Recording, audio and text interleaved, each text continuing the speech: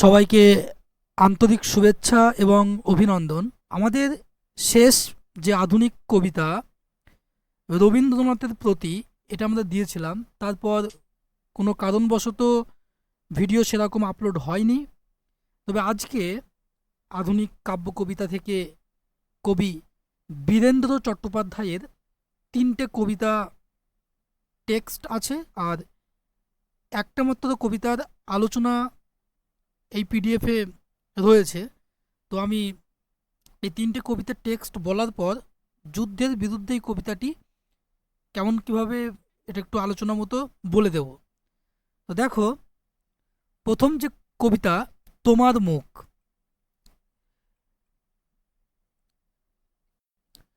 লিখেছেন কবি বীরেন্দ্র চট্টোপাধ্যায়। আমার হাতের ওপর তোমার মুখটি তুলে ধরলাম, দেখলাম আবেগে বোঝা তোমার চোখ, দেখা হলো না। কতবার বললাম তোমার কানে কানে কানে, দেখলাম রক্তলাজে ফিরিয়ে নেওয়া তোমার চোখ, দেখা হলো না। তোমার খোঁপা দিলাম খুলে, জড়িয়ে নিলাম আমার মুখে, চোখে, বুকে, দেখলাম পরম সুখে দুহাতে ঢাকা তোমার চোখ, দেখা হলো না। যাবার সময় পার হয়ে যাচ্ছিলাম একটি দুটি করে সবকটি সিঁড়ি, হঠাৎ ফিরে তাকালাম, দেখলাম চোখের জলে ভেজা তোমার চোখ, দেখা হলো না। তো এই হচ্ছে মূল কবিতা। তো এটার আলোচনা এই মুহূর্তে নেই, তৈরি করা হয়নি, ওর করতে হবে। তবে চলে আসবে ফুটপাতের কবিতা, যেটা ফুটপাতের কবিতা, এটাও লিখেছেন কবি বীরেন্দ্র চট্টোপাধ্যায়। তো এটা দুই রকমভাবে দেওয়া রয়েছে, মানে এক, যেটা 1979 সালে যেটা লেখা, যেটুকু, তো সেখানে বলা হয়েছে যে ন্যাংটো ছেলে আকাশে হাত বাড়ায়, যদিও তার খিদেই পুড়ছে গা, ফুটপাতে আজ লেগেছে জোছনা, চাঁদ হেসে তার কপালে চুমু খায়, লুকিয়ে মোছেন চোখের জল মা। তারপর পর্ব 2, যেটা তোমার 21শে মার্চ 1921 মানে 81 সালে লেখা। তো সেখানে যেটা অ্যাড হয়েছে, যে কবিতার যে দুটো স্তবক, যে পেটের আগুন খিদে হাঁটতে শিখছে, লাল রক্ত খিদে, অর্থাৎ লাল রক্ত খিদে, হ্যাঁ, পৃথিবী দেখছো হাত দুটি তার খিদে, কেবল বলে কেবল বলে দো পা দুটি তার খিদে, পৃথিবী গিলছে। তো আবার দেখো এটা, যে আমি বলছি, দেখো, ফুটপাতের কবিতা 1979, ন্যাংটো ছেলে আকাশে হাত বাড়ায়, যদিও তার খিদেই পুড়ছে গা, ফুটপাতে আজ লেগেছে জোছনা, চাঁদ হেসে তার কপালে চুমু খায়, লুকিয়ে মোছেন চোখের জল মা। ফুটপাতের কবিতা 2, 21শে মার্চ 1981, পেটের আগুন খিদে হাঁটতে শিখছে লাল রক্ত খিদে, পৃথিবী দেখছ হাত দুটি তার খিদে, কেবল বলে দো পা দুটি তার খিদে, পৃথিবী গিলছে। এবার যুদ্ধের বিরুদ্ধে লিখেছেন কবি বীরেন্দ্র চট্টোপাধ্যায়। দেখো, দেবদুলাল বন্দ্যোপাধ্যায় সম্পাদিত তার যে সেরা আবৃত্তির কবিতা সংগ্রহ কাব্য সংকলন 2009 সাল, তো সেখান থেকে এই কবিতাটা নেওয়া। তা কবিতায় কবি বলেছেন যে চলো আমরা চাঁদের দেশে যাই, চলো আমরা সময় থাকতে যে যার দেশের জাতীয় পতাকা চাঁদের দেশের সবার চাইতে উঁচু পাহাড়টার চূড়ায় দিই উড়িয়ে, তার মাটিকে করি সোনার চেয়ে দামি। আবার বলছি, চলো আমরা চাঁদের দেশে যাই, চলো আমরা সময় থাকতে যে যার দেশের জাতীয় পতাকা চাঁদের দেশের সবার চাইতে উঁচু পাহাড়টার চূড়ায় দিই উড়িয়ে, তার মাটিকে করি সোনার চেয়ে দামি। চাঁদের মাটিকে কবি বলছে সোনার চেয়ে দামি করব। যে মানে সবার থেকে আগে যে জাতীয় পতাকা চাঁদের দেশে ওই উঁচু পাহাড়টায় যে মানে জাতীয় পতাকা দিতে পারবে বা ওখানে রেখে দিতে পারবে, তারাই কি করবে, মাটিকে করবে সোনার চেয়ে দামি। তো পৃথিবীতে কোথাও আর নদী পাহাড় আকাশ, কোথাও আর ঘুমিয়ে থাকার 6 ফুট জমি নেই। একটি পাখির বাসা গড়ে তোলার মতো সামান্য আশ্রয় একটি ঘাসের দাঁড়িয়ে থাকার মাটি। আজ আমাদের অতীত ইতিহাসের স্বপ্ন, ঠাকুরমার মুখের রূপকথা মিছেই মানুষ বেতার টেলিভিশনে সাংবাদিকের গোল টেবিল বৈঠকে পরস্পরকে নিন্দা করার উজ্জ্বলতায় নিজের মুখ দেখতে চায় আলো। আবার দেখো, পৃথিবীতে কোথাও আর নদী পাহাড় আকাশ, কোথাও আর ঘুমিয়ে থাকার 6 ফুট জমি নেই। একটি পাখির বাসা গড়ে তোলার মতো সামান্য আশ্রয় একটি ঘাসের দাঁড়িয়ে থাকার মাটি বলছে সেটা পর্যন্তও নেই। আজ আমাদের অতীত ইতিহাসের স্বপ্ন, ঠাকুরমার মুখের রূপকথা মিছেই মানুষ বেতার টেলিভিশনে সাংবাদিকের গোল টেবিল বৈঠকে পরস্পরকে নিন্দা করার উজ্জ্বলতায় নিজের মুখ দেখতে চায় আলো। নিজেই মানুষ নিজের দেশের নিজের দলের গর্ব করে। আসলে তার পায়ের নিচে কোথাও আর মাটির কোনো চিহ্ন নেই। 6 ফুট জমি মেপে নিয়ে যেখানে উপনিবেশ করা যায়। যে কি বলছে, যে নিজেই মানুষ নিজের দেশের নিজের দলের গর্ব করে। আসলে তার পায়ের নিচে কোথাও আর মাটির কোনো চিহ্ন নেই। 6 ফুট জমি মেপে নিয়ে যেখানে উপনিবেশ গড়া যায়। চলো আমরা চাঁদের দেশে যাই। সময় থাকলে সোনার চেয়ে মূল্যবান চাঁদকে দিই জাতীয় সঙ্গীত। অতপর চাঁদ ফুরোলে ঠাকুরমার শোলক শেষ হলে আবার আমরা নতুন অঙ্ক কষব। শনি বৃহস্পতি মঙ্গলের ভূমি, অগস্ত্যের মতো আমরা শুষে নেব শান্তিকামী মানুষ। বেঁচে থাকতে 6 ফুট জমি চাই। এই পংক্তিটা দেখো আবার, চলো আমরা চাঁদের দেশে যাই। সময় থাকলে সোনার চেয়ে মূল্যবান চাঁদকে দিই জাতীয় সঙ্গীত। অতপর চাঁদ ফুরোলে ঠাকুরমার শোলক শেষ হলে আবার আমরা নতুন অঙ্ক কষব। শনি বৃহস্পতি মঙ্গলের ভূমি, অগস্ত্যের মতো আমরা শুষে নেব শান্তিকামী মানুষ। বেঁচে থাকতে 6 ফুট জমি চাই। এই কবিতাটা যুদ্ধের বিরুদ্ধে। এটা একটু যদি আলোচনার মতো এটা করা আছে, দেখো যে যুদ্ধের বিরুদ্ধে কবিতাটিতে কবি বীরেন্দ্র চট্টোপাধ্যায়ের যুদ্ধ উন্মাদ, আধুনিক সভ্যতার প্রতি ক্ষোভ ও একই সঙ্গে কবি মনের শ্লেষ ঝরে পড়েছে।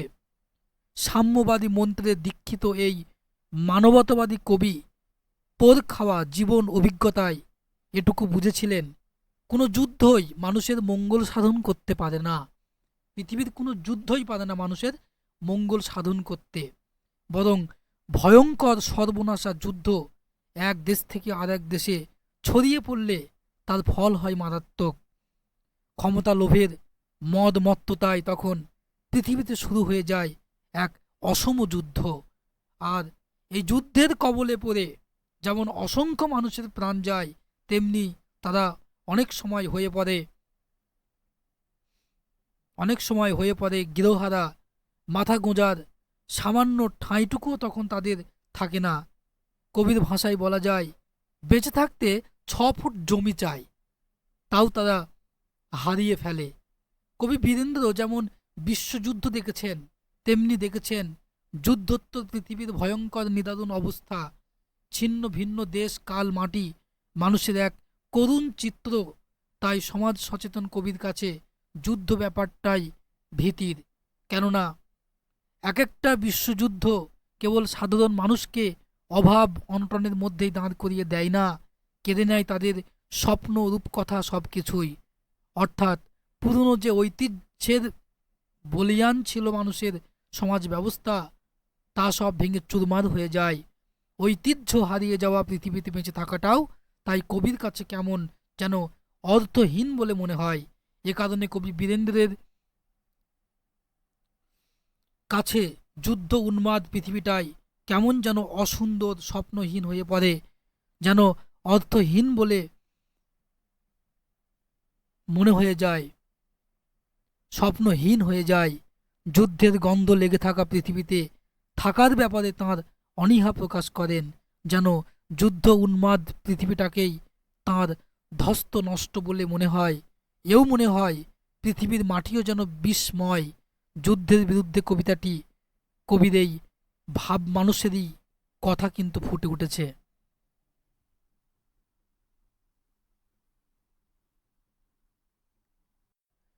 কবিতাটির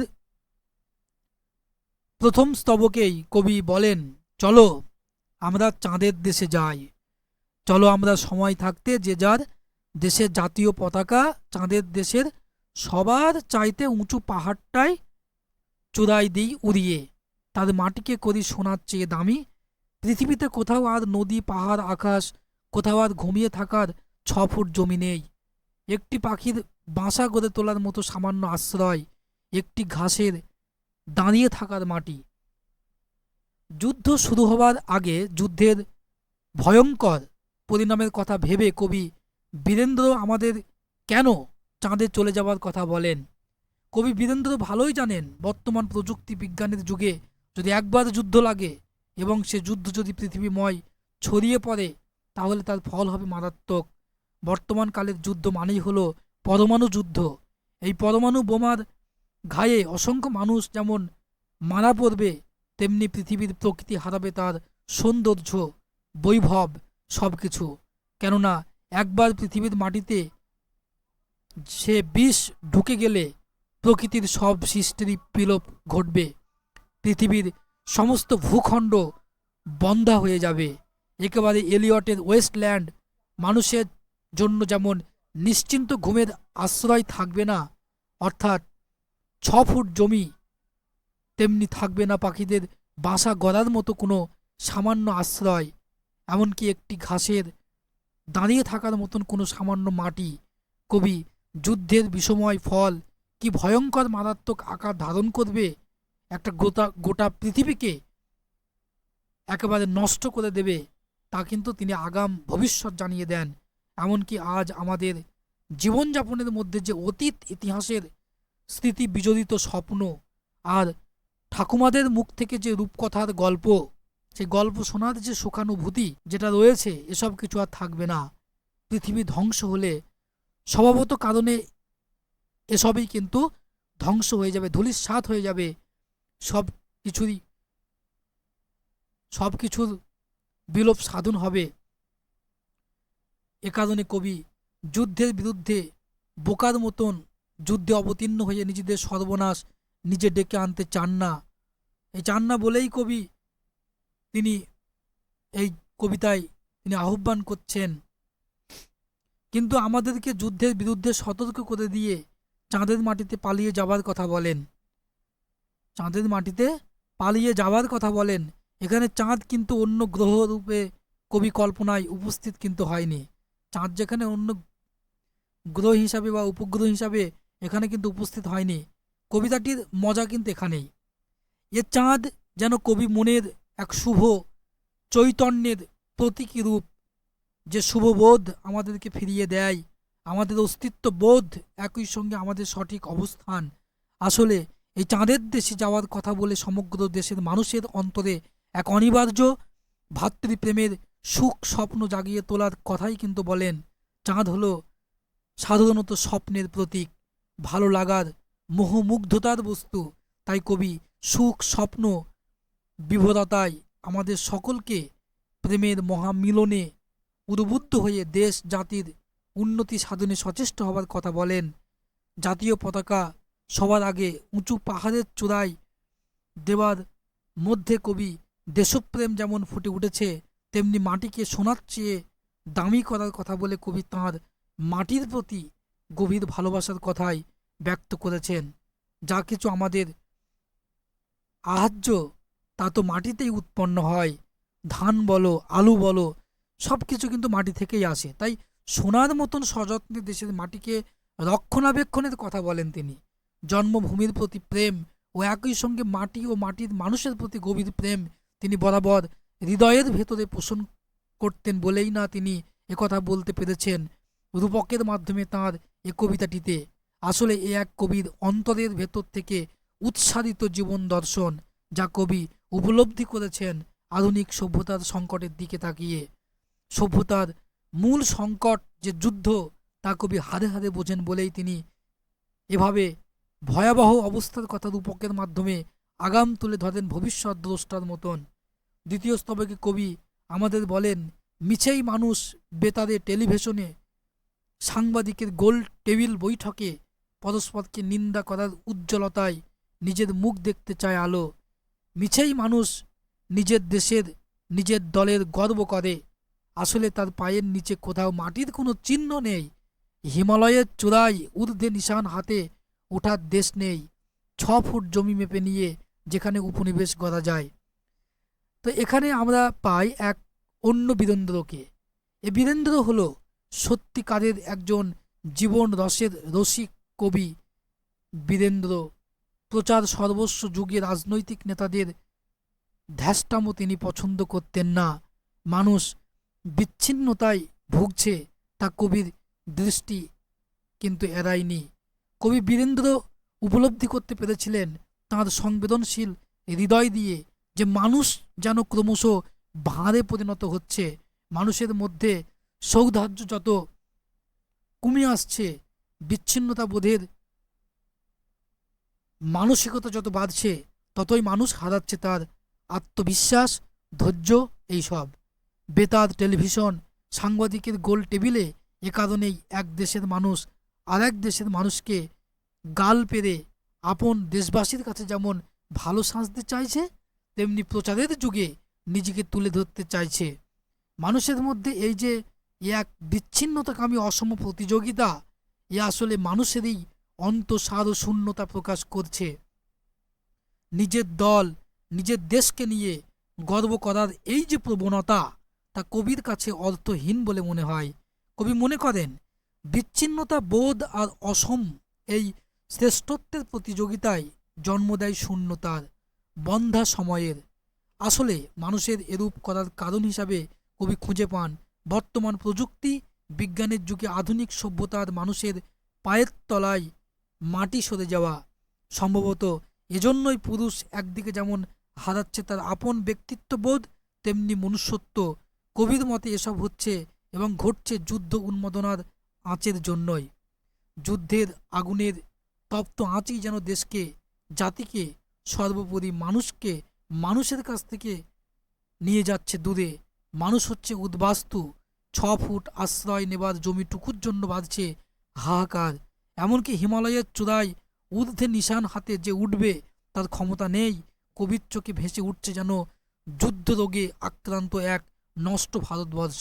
শেষ কবিতাটির শেষ স্তবকে কিন্তু কবি বীরেন্দ্র মানুষ এবং মানুষের তৈরি সমাজ গড়া ও ক্ষমতা লোভী হয়ে পড়ার ব্যাপারটিকে প্রচ্ছন্নভাবে ব্যঙ্গ বিদ্রূপের মধ্য দিয়ে আমাদের সামনে নিপুণ দক্ষতায় তুলে ধরেছেন।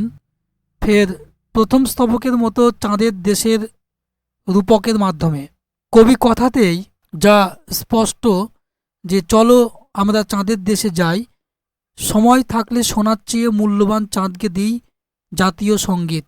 অতপর চাঁদ ফুরোলে, ঠাকুরমার শ্লোক শেষ হলে আবার আমরা নতুন অঙ্ক কষব। শনি, বৃহস্পতি, মঙ্গলের ভূমি অগস্ত্যের মতো আমরা শুষে নেব। শান্তিকামী মানুষ বেঁচে থাকতে 6 ফুট জমি চাই। কবি মনে করেন মানুষের স্বপ্ন পূরণ না হওয়া পর্যন্ত কেবল মানুষ থাকে। মানুষের মঙ্গল সাধনে যা যা করা দরকার সেসব সে করে। এমনকি ভেঙে পড়া, নুইয়ে পড়া মানুষদের মধ্যে দেশপ্রেম জাগাতে রচনা করা হয় জাতীয় সঙ্গীত।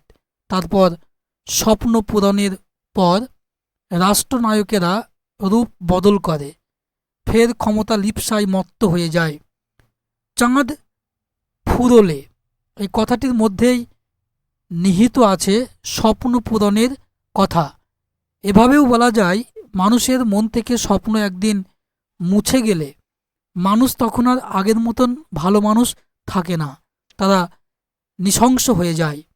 ক্ষমতার মদমত্ততায় আবার নতুন হিসেব কষে, কবির ভাষায় নতুন অঙ্ক কষে। মানুষ অর্থে অবশ্য দেশনায়কদেরই চিহ্নিত করেছেন কবি, কেননা তাদের হাতেই থাকে দেশ শাসনের ভার। বলা ভালো, মানুষের ভাগ্য নিয়ন্তা তারাই।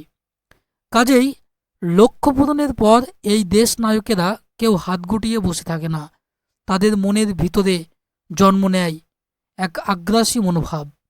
ফলে ফের সেই অসম প্রতিযোগিতা, মানুষের নৃশংসতায় নষ্ট হয় মানুষের সুখ, শান্তি, স্বপ্ন, রূপকথা, যাই বলি না কেন। অগস্ত্য মুনির রোষের মতন মানুষের ক্ষমতা লিপ্সার আগুনে সব কিছুই হয়ে যায় ছারখার, এমনকি অন্য ভূমিও। মাথা গোঁজার মতন মানুষের যে ঠাঁইটুকু তখন আর কিন্তু থাকে না। শনি, বৃহস্পতি আর মঙ্গলের ভূমি অগস্ত্যের মতন শুষে নেবার কথা বলে কবি বীরেন্দ্র মানুষেরই সৃষ্ট যুদ্ধ উন্মাদ ক্ষমতা লিপ্সাকে ব্যঙ্গ করেছেন। আবার একই সঙ্গে দেশ নায়কদেরকেও সতর্ক করে দিয়েছেন যুদ্ধের বিষময় ফলের কথা আগাম বলে। সবশেষে কটি কথা না বললে নয়, কবিতাটির অন্তিমে কবি বীরেন্দ্রের এই যে উচ্চারণ, বেঁচে থাকতে 6 ফুট জমি চাই, এ আসলে যুদ্ধের বিরুদ্ধে রুখে দাঁড়ানোর একটা অগ্নিমন্ত্র। সাম্যবাদী চেতনার কবি বীরেন্দ্র মানুষকে তার অধিকার বোধ সম্পর্কে সচেতন করার জন্যই একথা বলেছেন। 6 ফুট জমি মানুষদের বেঁচে বর্তে থাকার শেষ সম্বল। তাই কবির এ সতর্কবাণী সেই সব মানুষদের উদ্দেশ্যে যারা যুদ্ধ উন্মাদনায় আগুপিছু না ভেবে মেতে ওঠে, বিচ্ছিন্নতা বোধ যাদের নিয়ত সঙ্গী। পরিশেষে বলা যায়, কবি বীরেন্দ্র চান মানুষের সত্য ও সুন্দর জীবনের প্রতিচ্ছবি। এ কারণেই তিনি যুদ্ধের বিরুদ্ধে কবিতায় রূপকের মাধ্যমে মানুষের ভিতর বাহিরের দুদিকের প্রতিচ্ছবি অর্থাৎ স্বপ্ন দেখা ও স্বপ্ন ফোরানোর কথা বলে মানুষকে মানুষের জন্য প্রকৃত মনুষ্যত্বের অধিকারী হবার কথা তিনি বলেন। বাহুল্যতাই নয়, মানুষ বাঁচুক মানুষের জন্য, শান্তিকামী হয়ে সুখ স্বপ্নে রূপকথার গল্প নিয়ে নিশ্চিত 6 ফুট জমির আশ্রয়ে এ কবির কাম্য।